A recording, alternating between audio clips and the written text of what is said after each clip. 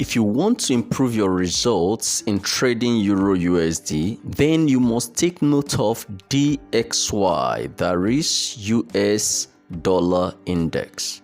So in this video, I'm showing you the relationship between the US Dollar Index and the Euro USD. If you're new to this channel, hit that subscribe button and turn on the notification bell. So let's go. The chart in the upper frame is the US Dollar Index, while the chart in the lower frame is the Euro USD. Let's observe the correlation. So to begin, you need to understand that the US Dollar Index is simply showing us the strength of the US dollar at every point in time. So let's begin our comparison with this very candlestick.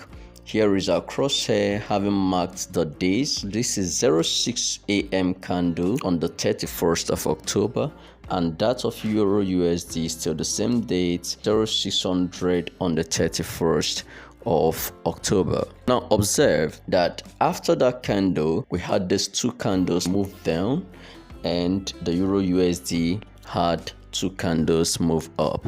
What happened there? The US dollar depreciated in value, and as a result, the Euro USD appreciated. So we had this lower wick at this second candle, and we have an upper wick at this second candle in the Euro USD. After that, the US index found support and started appreciating, and there was an upward momentum.